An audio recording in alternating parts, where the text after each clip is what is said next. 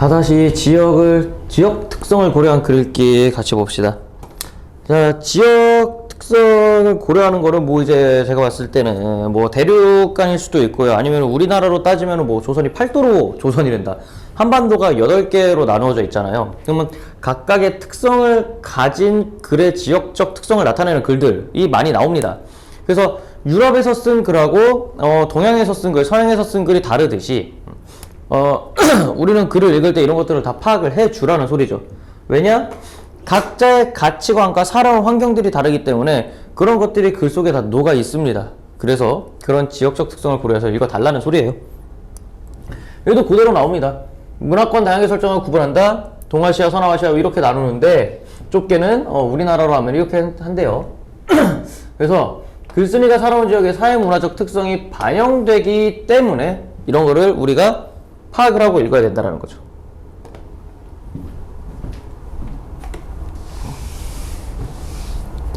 그래서 이걸 이렇게 읽으면 뭐가 좋아요? 장점은 밑줄 칩시다. 각 지역의 사회문화적 특성을 이해할 수 있다. 또한 이거 상대 다양성을 이게 장점 1이에요. 장점 1 인간 삶과 문화 다양성의 풍을 높일 수 있다. 이게 장점 2. 그 다음에 이를 통해 자기 문화 요거 있죠. 자기 문화가 지닌 가치를 깨닫거나 창조해 나갈 수도 있다. 장점 3입니다. 그래서 1, 2, 3 알아두세요. 그래서 이제 독서의 방법. 지역을 고려한 독서를 할 때는요, 글이 쓰인 당시 그 지역을 지배한 가치관이나 문화는 어떠했는지를 알아야 된다고 합니다. 글이 쓰인 당시의 가치관 또는 그 지역의 문화 끼친 영향이 무엇인지 생각하며 읽어야 한다. 이게 방법이.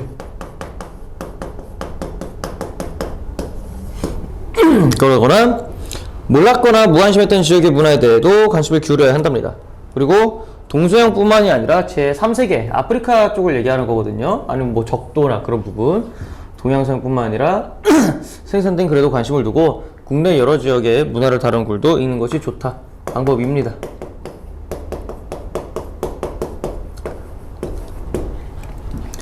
다른 지역의 글을 읽을 때는 문화에 대한 상대적 관념을 지녀야 한다. 상대적 관념이 뭐냐면은 아, 얘네는 이렇게 생각할 수 있구나. 그러니까 나만 맞다라는 소리를 하면 안 되는 거예요. 아, 이렇게도 볼 수 있구나, 이렇게도 생각할 수 있구나 라고 봐야 합니다. 그렇지 않으면 문화 국수주의에 빠질 수가 있죠. 자, 그래서 일단은요 하나는 군주론이라는 마키아벨리, 니콜로 마키아벨리가 쓴 거를 읽을 거고요. 하나는 이제 무하마드 간디가 쓴 게 뭐냐, 스와데시인가? 스와디시 어쩌고 하는 거 있거든요. 스와디시 정신. 그거를 같이 읽어볼 겁니다. 일단 군주론부터 같이 합시다. 사랑을 느끼게 하는 것과 두려움을 느끼게 하는 것 중에서 어느 편이 더 나은가에 대해서는 논쟁이 있습니다.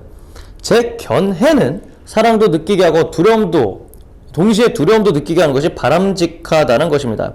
그러니까 이 마키아벨리가 정치인이거든요. 그러니까 군주론은 이제 군주가 가져야 할 덕목에 대해서 얘기를 하는 거야. 사랑과 두려움 동시에 줘야 된다는 거예요. 왜? 사랑만 너무 주면 만만하게 봐요. 두려움만 너무 주면 사람들이 따르질 않아요. 무서워서. 적당히 주라는 소리죠. 둘 다. 그래서 그것입니다 라고 하는 겁니다. 그래서 이상적 정치.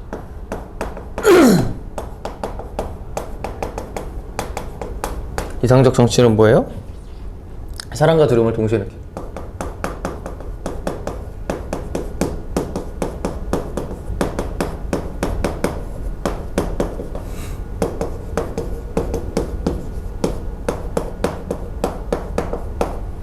제일 느끼게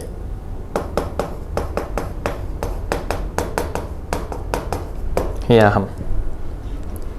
그래서 그러나 동시에 둘 다 얻는 것은 어렵기 때문에 그 중에 하나를 선택해야 한다면 저는 사랑을 느끼게 할 것입니다 라고 하는데요.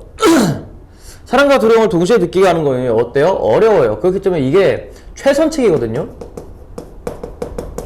하지만 이 최선책은요 어렵습니다. 어렵기 때문에 뭐 해야 돼요? 여기 굳이 둘 중에 하나 선택해야 한다면 저는 사랑을 주는 게 더 낫다라는 거죠. 그래서 최선책은 제일 좋은 방법이란 거예요. 최선책인데 이게 할 수가 없으니까 차선책 그 다음 거. 그래서 여기 봅시다. 현실적 선택.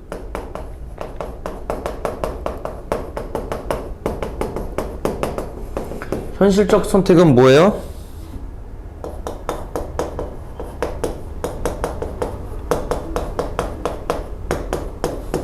사랑보다는 두려움을 느끼게 한대요. 그러면 이제 만만한 것보다는 무섭게 하는 게 더 낫다는 거죠. 그래서 이게 차선책이죠. 최선책 제일 좋은 거 그 다음 거라는 뜻에서 차선책입니다. 자, 그래서 그러면 이유나 좀 들어봅시다. 왜 사랑보다 무섭게 하는 게 더 안전하다는 건지. 이것은 인간 일반에 대해서 말해줍니다. 즉 인간이란 은혜를 모르고 변덕스러우며 위선적인 데다 기만에 등하며 위험을 피하려고 하고 이게 눈이 어둡습니다. 그러니까 뭐야, 인간이라는 건 인간 중에 인간인 새끼가 없다라는 소리입니다. 그래서 만만하게 본다는 소리죠. 야, 네가 호구 잡힌다는 소리입니다. 쉽게 얘기해서. 자, 이 부분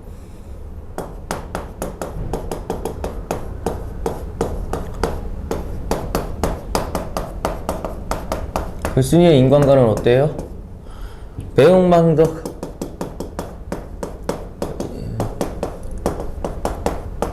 그 다음에 위선적. 그 다음에 이기적인 존재.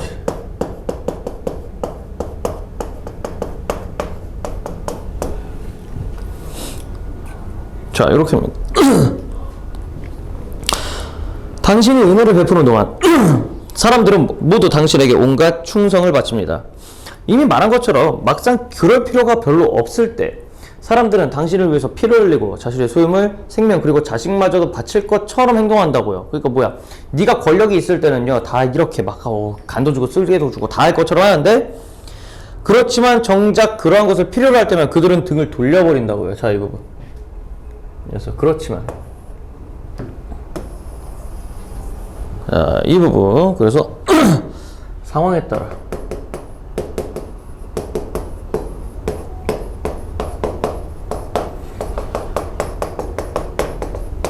쉽게 변하는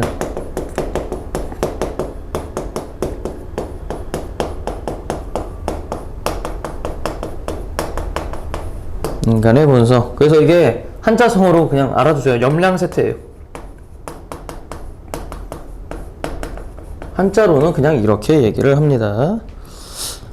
따라서 전적으로 그들의 약속을 믿고 다른 대책을 소홀히 한 군주는 몰락을 자초할 뿐입니다. 그래서 인간의 이기적인 본성 때문에요, 그 군주는 이 새끼들을 제대로 관리를 안 하면은 잔망한다고요. 그래서 이거 제대로 애들 관리하란 소리입니다. 어서 전적으로 어딨어? 위대하고 고상한 정치를 통하지 않고 물질적 대가를 주고 얻은 우정은 소유될 수 없어 정작 필요할 때 사용될 수 없다라고 얘기를 하죠. 이 부분 전적으로부터요 자초할 뿐입니다. 여기 괄호친 거 씁시다.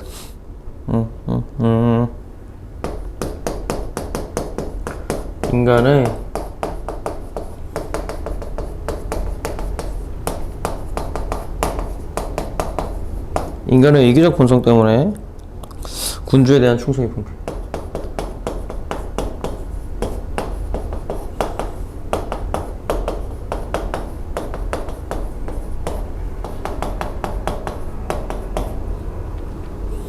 붕괴할 것이므로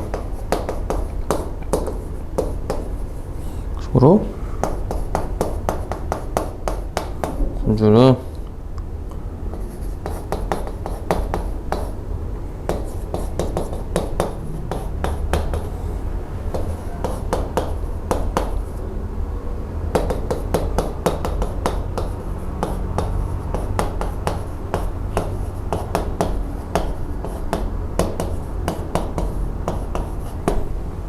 언제든 사람은 이기적이기 때문에 쉽게 바뀐다라는 거죠. 나에게 오늘은 충성했지만 내일 내가 저 사람이 나에게 충성할지 어떻게 압니까?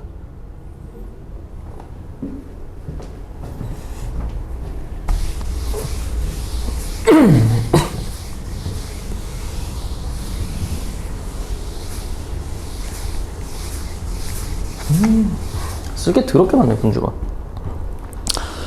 인간은 두려움을 불러일으키는 자보다 사랑을 베푸는 자를 해칠 때 덜 주저합니다. 왜? 여기 보고 두려움을 불러일으키는 자보다 사랑을 베푸는 자를 해칠 때 덜 주저한대요. 그러니까 무서운 애는 오히려 못 팬다라는 거죠.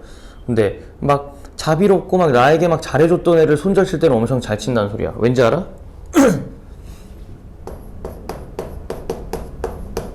그러니까는 도덕적 관계 보자.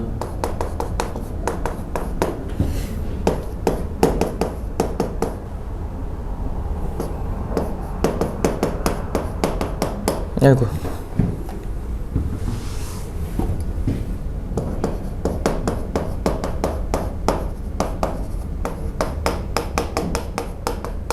이해관계를 우선시하는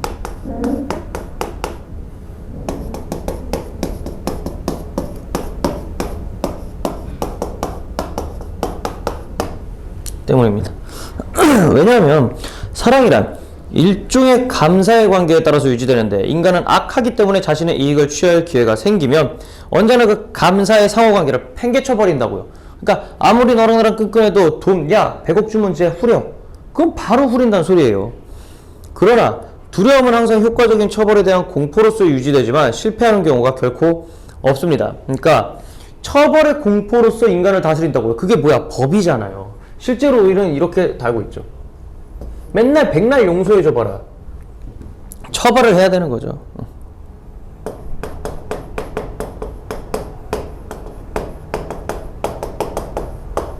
인간의 도덕성에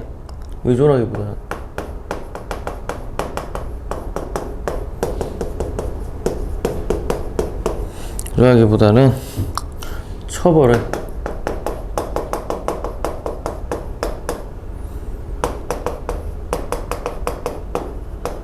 공포를 내세우는 것이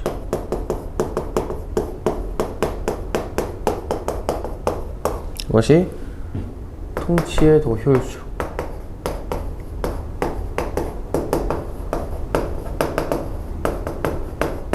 효율적입니다. 그래서 현명한 군주는 자신을 두려운 존재로 만들 때 비록 사랑을 받지는 못하더라도 미움을 받는 일은 피해야 됩니다. 그러니까 차라리 두려운 존재는 된대요. 미움은 받지는 말랍니다.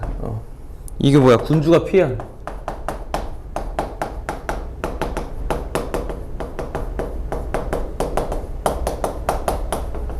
군주가 피해야 하는 것입니다. 그래서 미움을 받지 않으면서도 두려움을 느끼게 하는 것은 얼마든지 가능하기 때문입니다. 라고 얘기를 하고 있습니다.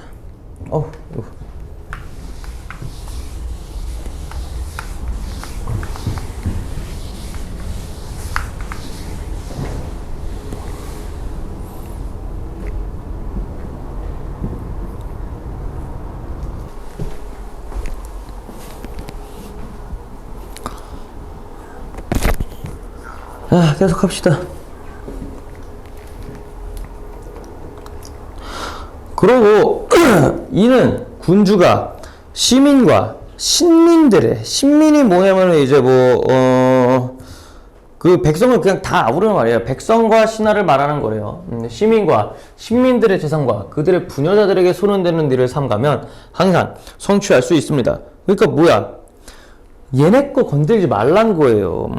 군주가 이것만 할 수 있습니다. 그러니까 군주가 손대면 안 되는 것들이에요.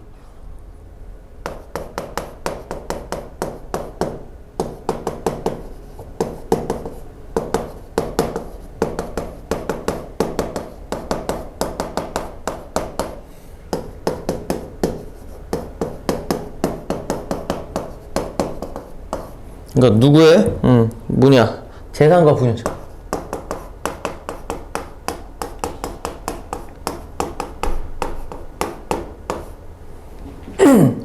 만약 누군가의 처형이 필요하더라도 적절한 명분과 명백한 이유가 있을 대로 국한해야 합니다. 그러니까 이제 명분이 없이 그냥 야 갑자기 내놔 이러면 어떻게 돼? 미움을 받는 거예요. 그러니까 이제 다스리려면 좀 좋은 쪽으로 야 그 이래 해서 가져가야 돼 미안해 이건데 나라의 명령이다 있는 거 다 내놔라 이러면 도적놈이랑 뭐가 달라? 만약 누군가의 처형이 필요하더라도 적절한 명분과 명백한 이유가 있을 대로 국한해야 합니다. 그래서 여기 어디서 누군가의 처형에 적절한 명분과 명백한 이유. 아무나 그냥 죽이면 안 된다고. 아무나 막 죽이면 그게 폭군입니다. 그러면 결국엔 뭐야? 아무나 막 죽인다라고 하면서 봉기가 일어나죠.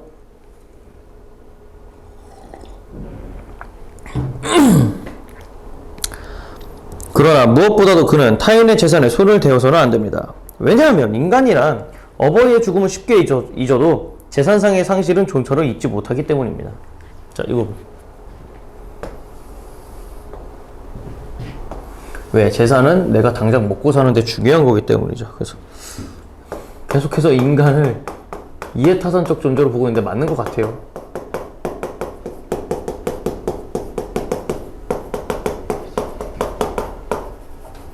이해타산적 존재로 보고 있어.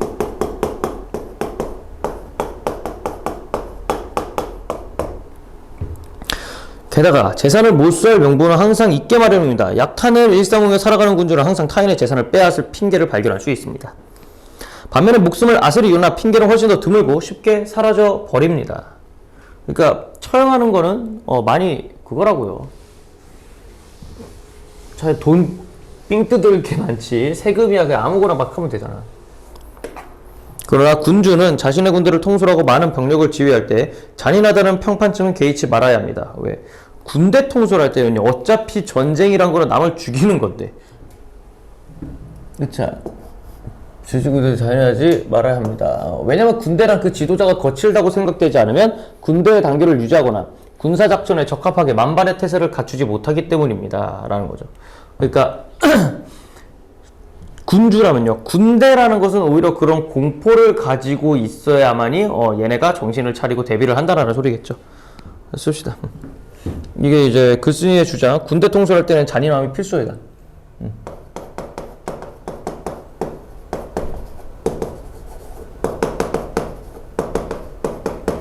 군대를 통솔할 때는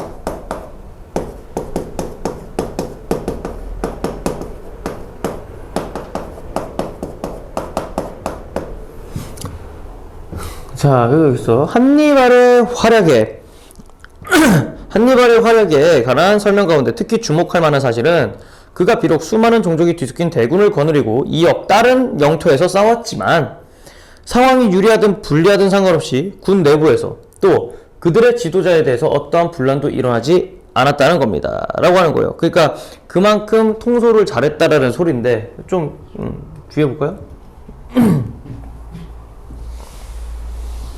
이 사실은 그의 많은 다른 훌륭한 역량과 더불어 그의 부하들이 그를 항상 존경하고 두려워하도록 만든 것은 그의 비인간적인 잔인함으로 설명할 수 있습니다. 그러니까 막 사랑으로 보듬은 게 아니라 비인간적이고 잔인함을 가지고 부하들을 이끌었기 때문에 그 부하들이 항상 존경하고 따랐다라는 거죠. 그래서 실제로 군대 같은 경우에 일벌백계라고 있죠.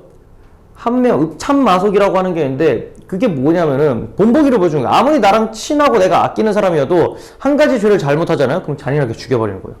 왜? 그러면 오히려 군대에서는 그게 기강을 바로잡는 일이기 때문이죠. 그래서 여기 어디 갔어? 이 사실은 그의 말은 음양과 더불어 이거 가지고 설명할 수 있습니다. 여기까지. 어디 있어? 설명할 수 있습니다. 자, 그래서 옆에다 씁시다. 그래서 여기다가 한니발은요.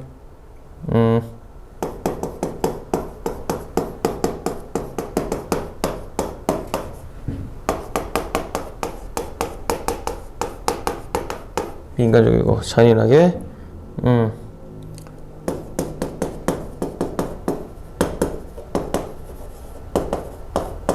근데 어떻게 했어? 잘했죠? 그리고 그가 그토록 잔인하지 않았더라면 그의 다른 역량 역시 그러한 성과를 거두는데 충분하지 않았을 것입니다. 분별 없는 저술가들은 이러한 성공적인 행동을 찬양하면서도 그 성공의 주된 이유를 비난하는 어리석음을 범하고 있습니다. 왜냐면은 그 성공의 주된 이유가 뭔데? 이게 잔인한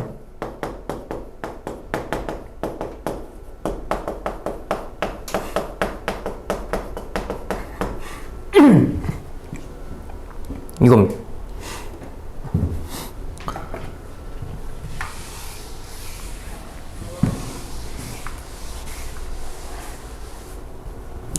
한니발의 다른 역량들로는 충분하지 못했을 것이라는 저의 논점은 스키피오가 겪은 상태에서 입증됩니다. 그러니까 이제 한니발이 나왔으면 스키피오라는 사람이 또 대립적으로 나오겠죠. 왜? 이제 또 비교를 칠 거예요.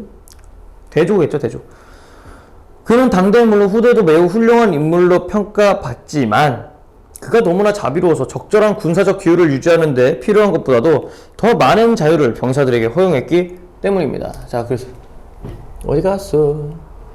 그 유일한 이유는 그러니까 반란을 일으켰대요. 미친놈이죠. 군인이 반란을 일으키면 그게 쿠데타입니다. 그거 큰일 나요. 그래서 이거 글쓴이는 스키피오에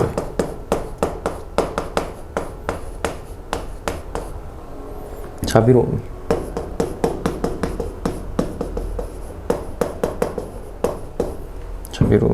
군대 통솔에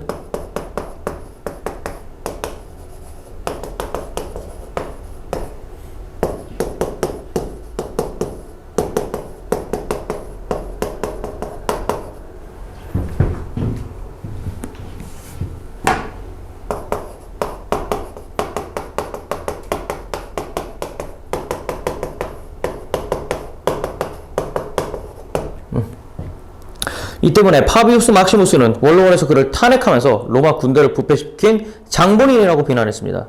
그리고 로크리 지방의 스키피오가 임명한 지방 장관에 의해서 약탈을 당했을 때 스키피오는 그 주민들의 원성을 구제해주지 않았으며 그 지방 장관은 자신의 오만함에도 불구하고 처벌받지 않았습니다.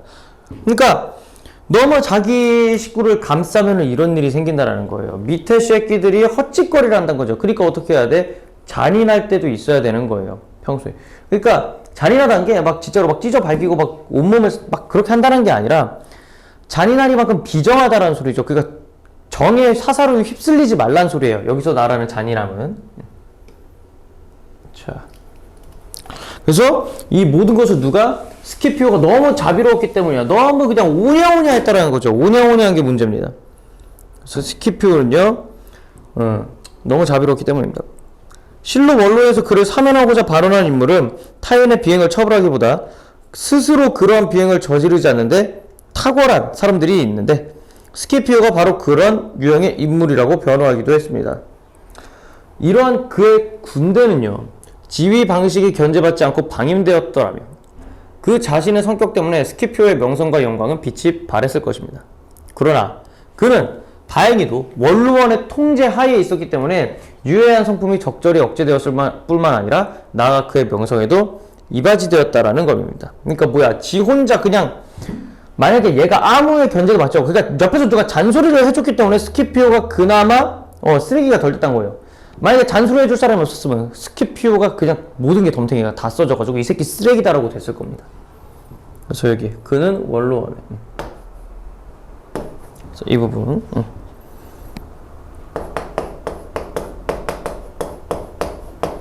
스키피오의 명성과 영광을 얻은 것. 스키피오의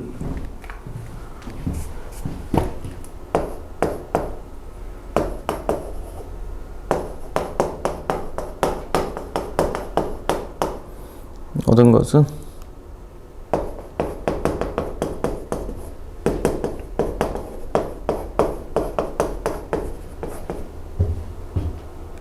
자신의 힘이 아니라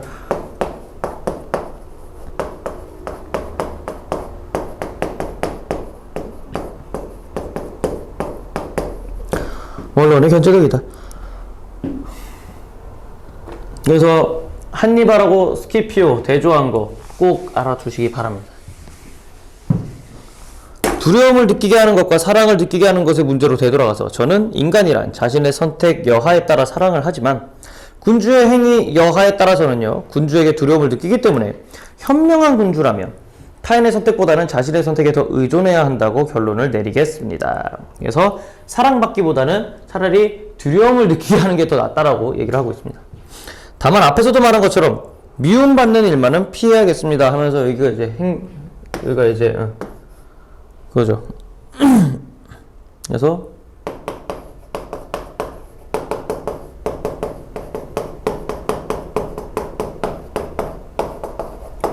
현명한 군주의 조건으로 마무리를 하고 있습니다. 군주로는 여기까지가 끝입니다. 자, 다음 질문 같이 보겠습니다. 곁에 있는 것을 사랑하라. 간디입니다. 무하마드 간디. 네, 그래서 4-2의 두 번째 질문입니다. 같이 봅시다. 그래서 아까는 이제 서양에서의 군주론이라면요. 여기는 어딥니까? 나름 동양이죠? 동양에 가까운, 아니면 서남아시아? 동양? 그러니까 이게 동양이, 중국 쪽이긴 한데 좀 애매하죠? 인도는 아랍 쪽이라고 해야 되냐? 동양 쪽이라고 해야 되냐? 뭐 어쨌든 동양이라고 얘기를 하죠. 서양은 아니니까요. 그래서 지역적 특성을 보는 거니까 앞에는 서양의, 여기는 동양의 그런 군주론을 보는 겁니다. 그래서 여기서는요, 스와데시 운동은 앞에 나왔던 군주론은 이제 두려움이 더 좋다지만 스와데시는 딱 봐도 곁에 있는 것을 사랑하라고 제목이 있잖아요. 그럼 뭐겠습니까? 사랑으로 감싸는 거겠죠. 스와데시의 정신이란 우리가 가까운 주변에 모든 힘을 기울이기 위해 더욱 먼 곳을 관여하지 않는 것을 말한답니다. 자, 그래서 이게 스와데시입니다.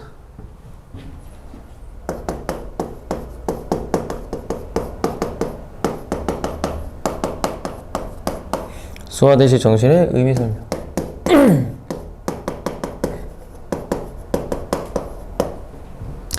종교를 예로 들면 예시를 했죠. 나는 우리 고대 종교만을 믿는다. 왜? 내게 가까운 종교이기 때문이래요. 비록 그 종교가 결점을 가지고 있더라도 나는 그 결점을 고쳐가면서라도 종교를 믿어야 한다라는 거예요. 그러니까 내 곁에 있기 때문에 좋아요. 하지만 그게 잘못된 거라면 난 그 잘못된 것까지 고쳐버리겠다라는 거죠. 이것은 정치 분야에서도 마찬가지다.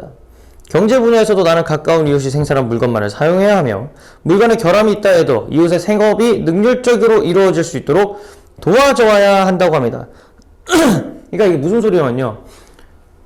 우리나라를 살리려면 우리나라가 쓴 걸 해야 돼요. 그러니까 이제 우리나라의 물산 장려운동 같은 말을 하시고 있는 겁니다. 이 부분 물건에 결함이 있다 해도 왜? 이걸 안 하면 국력이 약해지니까요.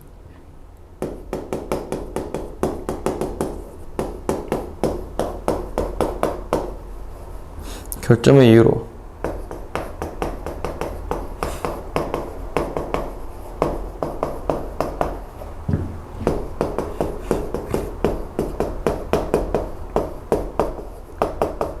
쓰지 않으면 성장이 불가.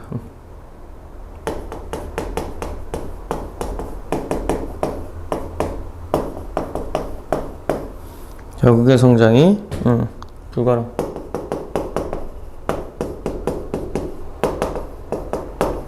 그래서 계속해서 써야 된다라고 얘기를 하는 거죠. 그래서 만약에 이런 스와데시가 실천된다면 우리는 영원한 평화의 나라를 건설할 수 있을 것이다 라고 얘기를 하고 있습니다.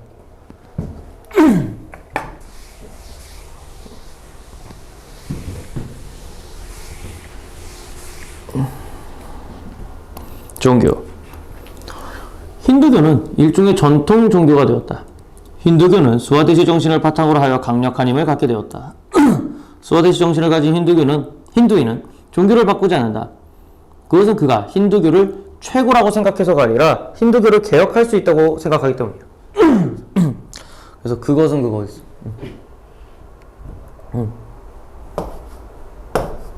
그래서 종교를 바꾸지 않는 이유.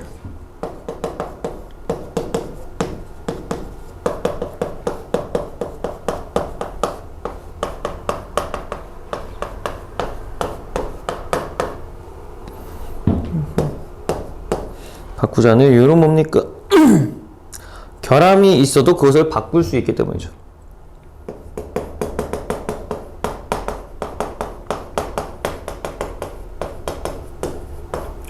결함이 있어도.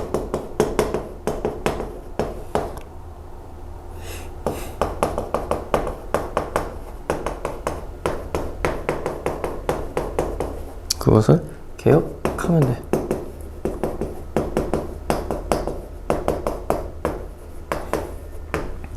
그죠? 힌두교에 대해 내가 말한 것은 아마 세계의 다른 종교에서도 마찬가지로 적용되는 내용일 것입니다. 그러니까 스와 대신은 다른 종교에도 스와 대신은 다른 종교에도 적용 가능하다.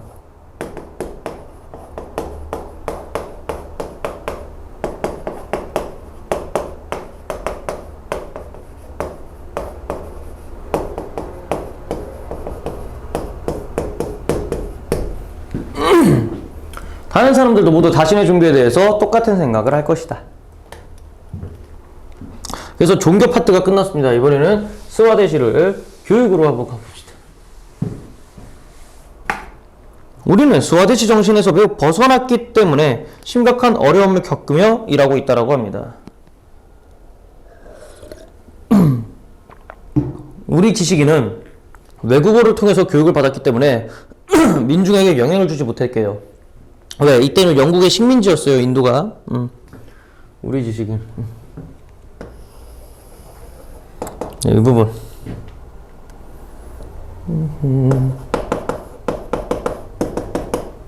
아이고.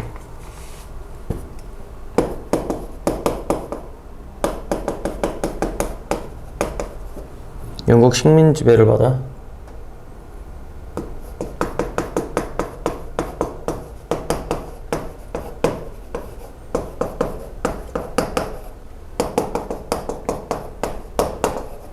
그렇기 때문에 이게 민중과 이제 연결이 끊어졌다는 소리죠. 우리 민중을 대표하고 싶었지만 성공하지 못했답니다. 민중은 우리 지식인들을 영국 관료와 다르지 않게 생각했다고 합니다. 그래서 우리에게 마음을 열지 않았고 그들의 소망은 우리와 소망과 같지 않았다고 합니다. 왜? 대표하려고 했는데요, 성공하지 못했다. 민중들은요, 영어를 쓰니까 오히려 이 사람들도 영국인하고 뭐 똑같을 거라고 생각을 했나 봐요.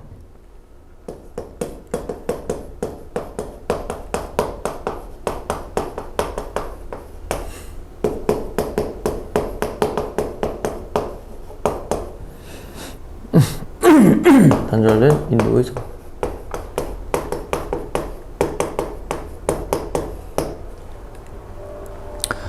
이처럼 우리는 민중과 단절되어 있었다. 우리는 민중을 조직하는 데 실패한 것이 아니다. 우리는 민중과 연결되어 있지도 않다. 그러니까 실패한 게 아니에요. 왜? 애초에 시작도 안 했으니까. 지난 50년 동안 만일 모국어로 교육받을 수 있었다면 우리의 선배, 공무원 등은 우리 전통 발전에 크게 이바지했을 것이다. 그러니까 일제강점기 때 우리가 창씨개명도 거부하고 사전도 만들어서 어떻게든 우리나라 말을 지키려고 노력한 게 이 이유죠. 얘네 후회하잖아요, 인도는. 모국어 사용해 주겠어.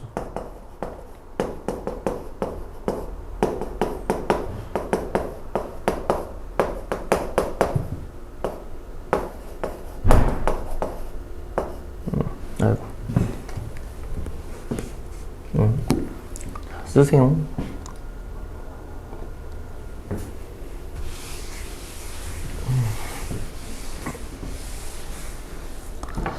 민중이 가난한 근본 원인. 자, 이 부분부터는 경제 생활을 얘기할 겁니다. 스와데시로 경제를 또 어떻게 얘기하나?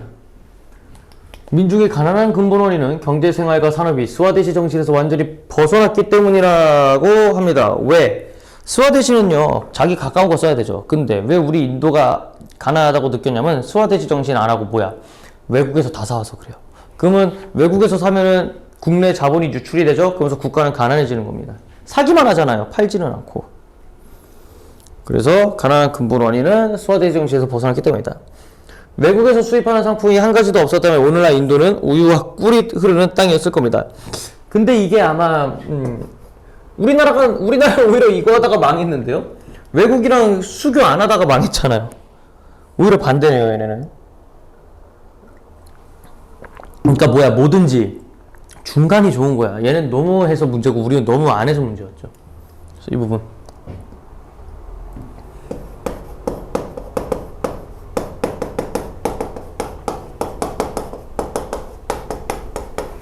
외국에서 수입하는 상품이 많아서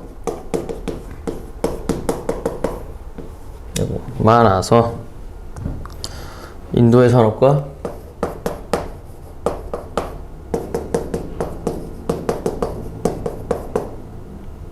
민중들이 피폐.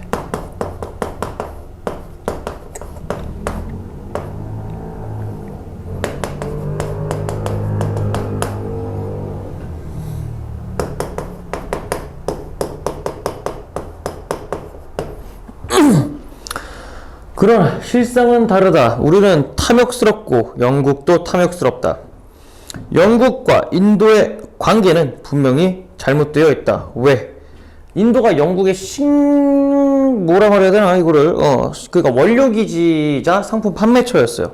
그러니까 뭐냐면 이게 웃긴 게 인도에서 모든 재료를 영국으로 싹 가져가요. 그럼 영국에서 만들어서 다시 인도에 팔아요. 그러면 인도는 자기들이 땅에서 나온 것을 다시 자기들이 사가지고 오는 그런 이상한 현상이었습니다. 말이 이상하죠. 일본도 우리한테 그랬어요. 그래서 탐욕스럽다. 이거 왜? 종속적인 관계를 비판하는 거야.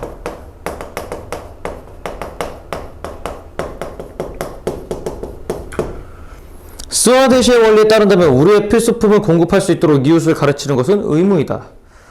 그러면 인도의 마을은 모두 자족적이며 경제단이 될 것이며 자기 지방에서 생산할 수 있는 필수품은 다른 지방의 물품과 교환할 것이다. 그 다음에 이웃을 위한 봉사를 하랍니다. 스와데시에 대한 내 생각은 언제나 잘 알려져 있다라고 얘기를 합니다.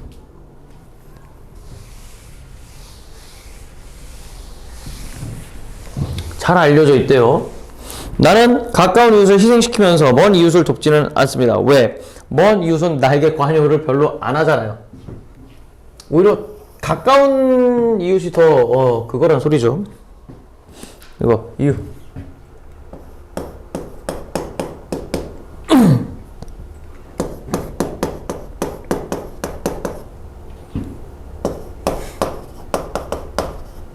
가까운 이웃에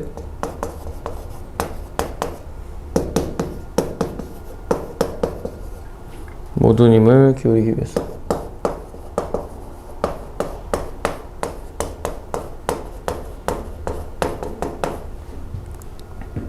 여기 위해서 먼 곳을 관여하죠.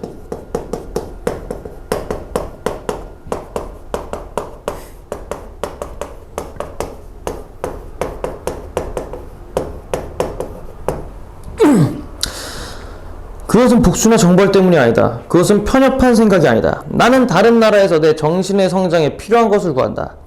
그러나 아무리 훌륭한 것이라고 해도 내 성장을 가로막거나 자연에 피해를 준다면 그것을 구하지는 않겠다라고 얘기를 합니다.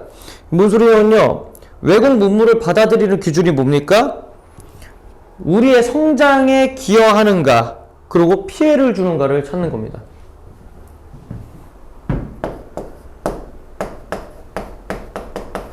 근데 지금은 오히려 피해를 주고 있다고 생각을 하나 봐요.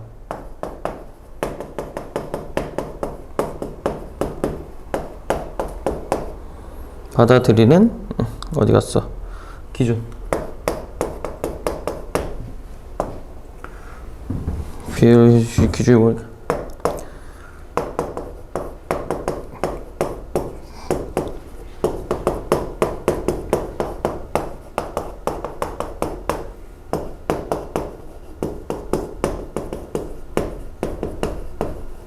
뇌 성장에 기여하는 것.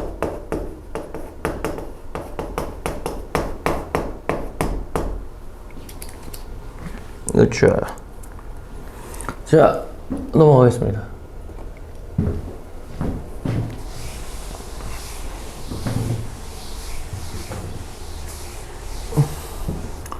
나는 다른 나라에서 이거 뭔 소리야 이거?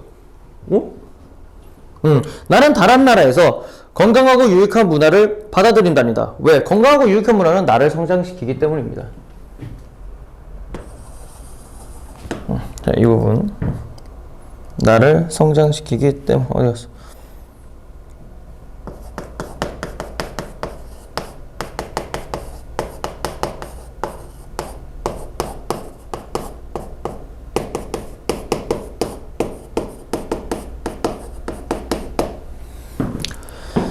영국에서 의료기구를, 오스트리아에서 연필을, 스위스에서 시계를 구입한다. 그러나 아무리 훌륭한 품질을 지녔대도 영국이나 일본 또는 다른 나라에서 단 하나의 면직물도 구입하지 않겠다. 왜? 이것을 구입하면 우리 인도 민중들이 크게 피해를 입기 때문입니다. 왜? 면직물은 우리가 만들 수 있으니까요. 나는 수많은 빈민이 만든 옷감이 아니라 우수한 품질의 외국 옷감을 사는 것은 죄를 짓는 일이라고 생각한다. 왜? 내 옆에 있는 사람이 스와데시 정신에 피해를 입잖아요. 스와데시 정신은 그거죠. 이 주변 사람들 챙기는 거, 내 옆에 곁에 있는 사람을 챙기는 거. 그렇기 때문에 이 스와데시 정신에 따라서 외국 거 안 사고, 난 왜 외국 거에 사면서 우리 민중이 다치는 걸 보기 싫다는 거죠. 그러므로 나의 스와데시 운동은 주로 손으로 짜는 직물에 초점을 맞추고 있으며, 그래서 간디가 맨날 물레 돌리고 있던 거야. 점차 인도에서 생산될 수 있는 모든 상품까지 그 범위를 확대할 것이다. 나는 이웃에 도움이 되는 일은 우리 인류에 도움이 된다고 확고하게 믿는다. 물론 이웃에 봉사하는 것은 결코 이기적이거나 배타적이어서는 안 된다. 이 때문에 다른 사람을 착취해서도 안 된답니다. 그래서 아마 이러면서 물산 장려 운동이 우리나라에도 전파가 된 거일 겁니다. 이웃은 이러한 봉사 정신을 이해할 것이다. 또 이들도 자기 이웃에 봉사해야 한다는 사실을 알게 될 것이다. 이러한 봉사 정신을 눈송이처럼 불어서 마침내 온 세상을 뒤덮을 것이다. 이와 같이 스와데시 운동은 가까운 이웃을 위해서 다른 사람은 무시하라고 가르친다라고 합니다. 왜? 이거 오해할 수가 있는 건데, 그렇지만 가까운 이웃도 자신의 가까운 이웃을 위해 봉사해야 하면 당연한 일이다.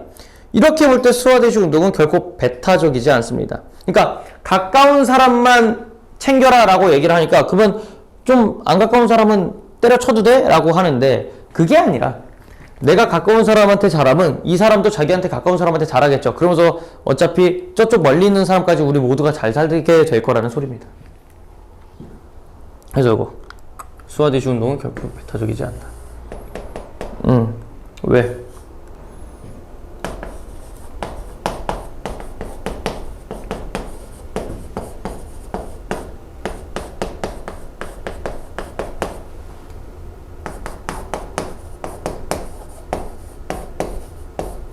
사람에게 봉사를 하면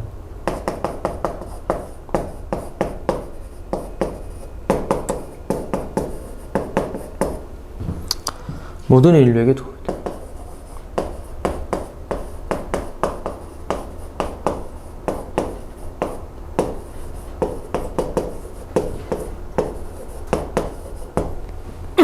자, 여기입니다. 다만 봉사할 수 있는 인간의 한계를 명확히 인식할 따릅니다.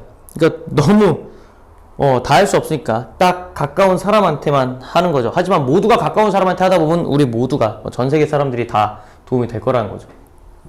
그래서 국수주의는 아닙니다. 국수주의가 아까 이제 그 자신만 아는 거야. 자신의 문화만 아는 걸 국수주의라고 합니다. 그러니까 국수주의는 아니다. 왜? 우리 인도를 위해서 하는 거지만, 하지만 그렇다고 해서 인도인만을 위한 게 아니잖아요. 인도인만을 위한 게 아니기 때문이에요. 자, 요거.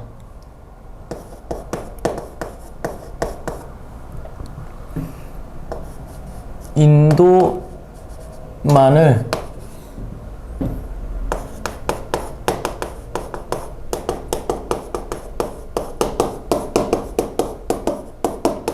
위해 살아가지만, 아씨, 팔 아파. 다른 나라에 피해를 주잖아.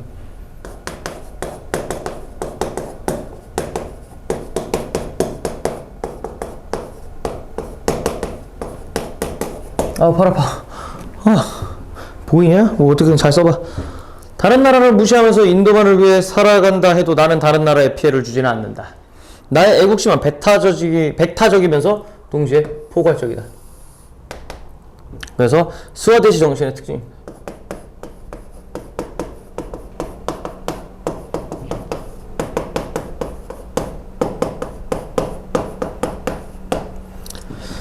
그것은 내가 조국에만 관심을 기울인다는 의미에서 배타적이다. 그러나 그것은 나의 정신이 경쟁적이거나 절대적인 성질을 갖고 있지 않다는 의미에서 포괄적이다. 다른 사람의 권리를 침해하지 않는 범위 내에서 자신의 재산권을 행사하라. 라는 말은 단순한 법률상의 금원이 아니다. 이것은 매우 중요한 생활 지침이다. 이러한 방향이라면 우리는 비폭력이나 사랑의 원리를 올바르게 실천할 수 있다라고 합니다. 그래서 중간에 하나 씁시다.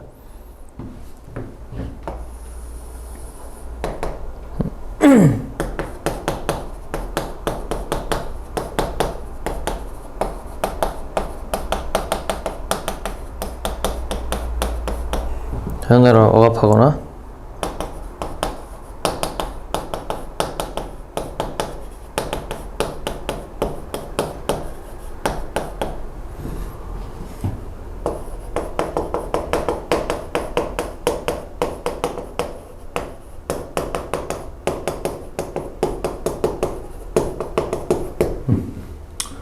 자, 이렇게 하면은 일단은 지문은 끝입니다. 지문은 끝인데 자, 더 읽어보기 들어가는 학교가 있기 때문에 더 읽어보기까지 하겠습니다. 더 읽어보기 안 들어가는 학교는 이제 문제 푸시면 되겠어요. 자, 우리는 모두 형제들이다.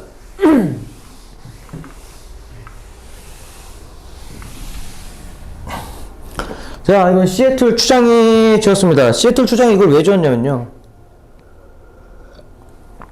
미국 애들이 땅 뺏으러 오니까요. 미국 애들이 땅 뺏으러 오니까 어떻게 땅은 뺏기게 생겼고, 하지만 우리가 이렇게 중요하게 생각하는 땅을 저 새끼들은 사고 파는 것으로 보고 있으니 거기에 대해서 한마디 한 겁니다.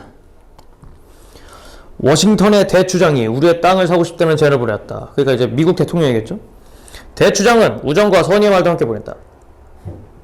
우리는 그가 담례로 우리의 우위를 필요로 하지 않는다는 것을 잘 알고 있으므로 이는 그로서는 친절한 일이다.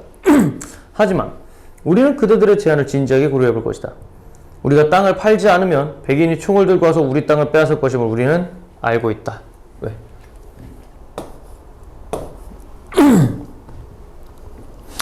그러니까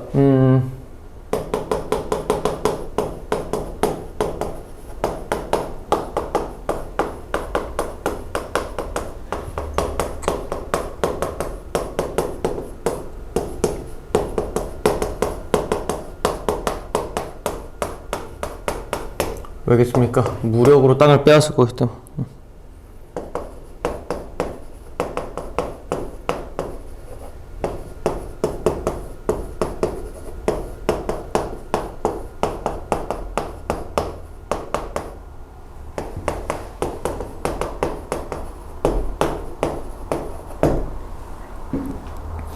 거절할 경우 무력으로 땅을 빼앗으려는 것을 알아서 그래요. 그대들은 어떻게 저 하늘이나 땅의 온기를 사고 팔 수 있는가? 그러니까 뭐야? 땅을 산다라는 제안을 이해할 수가 없는 거야.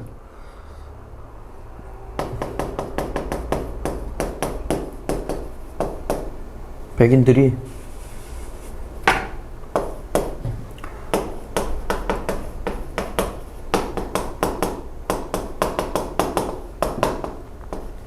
거래예요. 거래하는 것을 이해할 수 없어.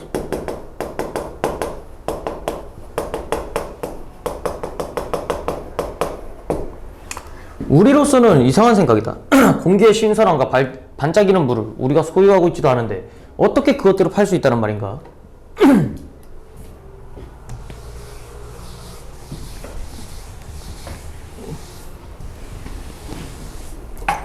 우리에게는 이 땅이 이 땅의 모든 부분이 거룩하다.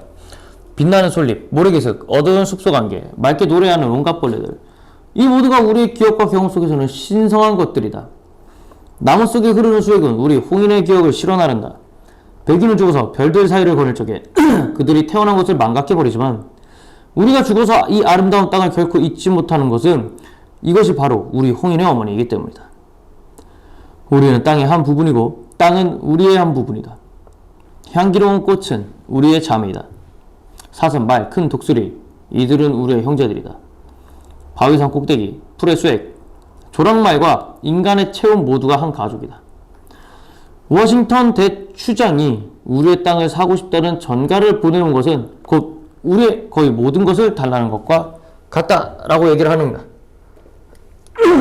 그러니까 지금까지 우리가 땅을 얼마나 진지하게 생각하고 소중하게 생각하는지를 말을 했죠. 그렇기 때문에 이거 달라고요? 혹시 그럼 우리 다 달라는 건데? 라는 거야. 대추장은 우리만 따로 편히 살 수 있도록 한 장소를 마련해 주겠다고 했어요. 그는 우리의 아버지가 되고 우리는 그의 자식이 되는 것이다. 그러니 땅을 사겠다는 그대들의 제안을 잘 고려해는 보겠지만 우리에게 이 땅은 거룩한 곳이기에 그렇게 쉬운 일이 아니다 라고 얘기를 합니다. 그래서 여기는요 아이고 여기 그래서 인디언 보호구역을 만들어줬다.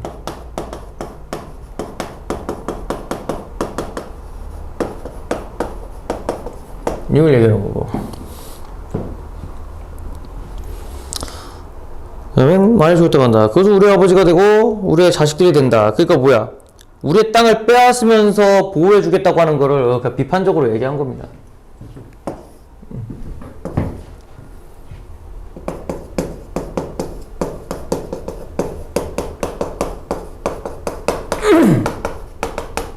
땅을 빼앗으면서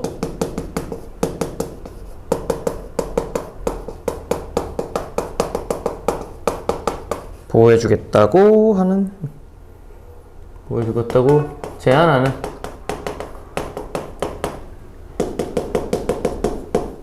백인들 비판, 백인들에 대한 맹소적 태도.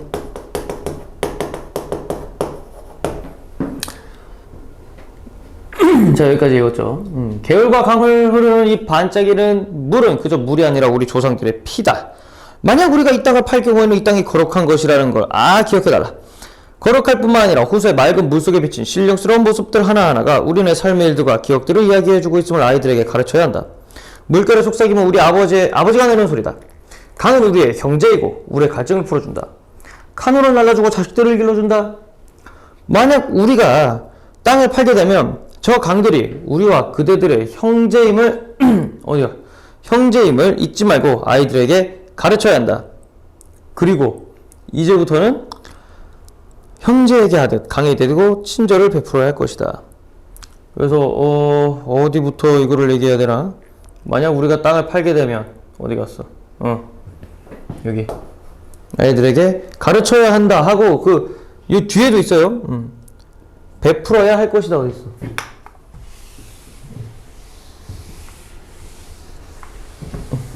뭐야, 여기 또 있네. 아이들을 길러준다. 여기. 만약 우리가 땅을 팔게 되면 저가 할 것이다. 할 것이다. 그래서 베풀어야 할 것이다. 여기까지. 아침 햇살 앞까지. 자, 이 부분 외쳐서 땅을 팔 경우 백인들에게 바라는 것이지.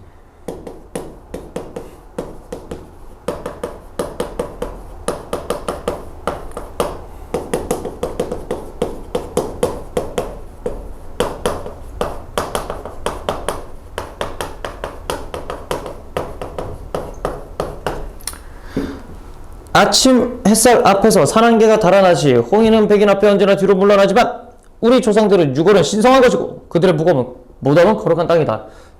그러니 이 언덕, 이 나무, 이 땅덩어리는 우리에게 신성한 것이다.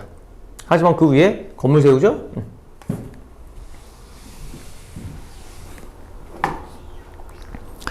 우리의 땅을 사겠다는 그대들의 제의를 고려해보겠다. 우리가 거기에 동의한다면 우리는 그대들이 약속한 보호구역을 가질 수 있을 것이다. 아마도 거기에서도 우리는 얼마 남지 않은 날들을 마치게 될 것이다. 그러니까 결국 자신들이 사라지게 될 것을 알고 있어요.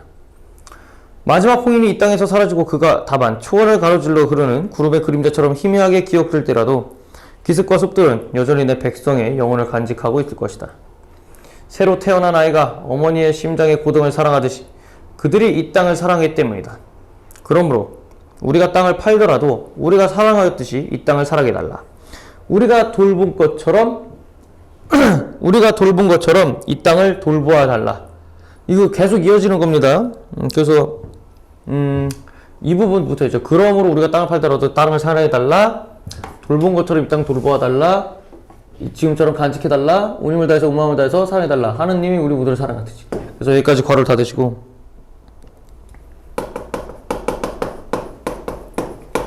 백인들에게 땅을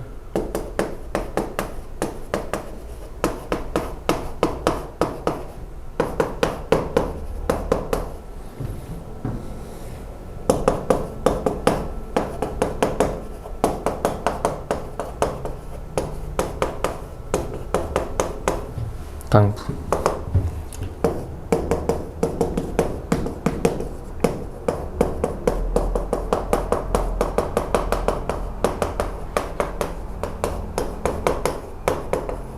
자, 이것도 쓰시고. 한 가지 우리는 알고 있다. 우리 모두의 하느님은 하나라는 것을. 이 땅은 그에게 소중한 것이다. 백인들도 이 공통된 운명에서 벗어날 수는 없다. 결국 우리는 한 형제임을 알게 되리라. 이게 뭐냐면 우리도 자연 속의 일부라는 소리입니다. 결국 하느님이 만들어준 뭐 그런 걸로 얘기를 하겠죠. 그래서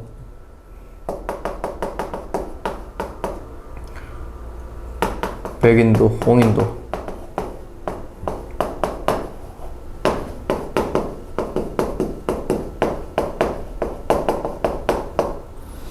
자연의 일부이며 결국 한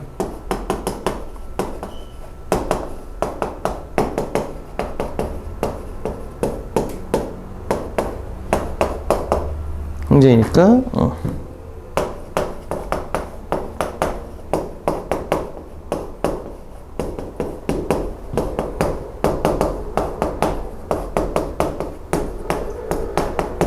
자, 이 뜻입니다. 그러면서 이제 백인들과 시애틀 추장의 그런 가치관 차이점이 나타나는 글이었습니다.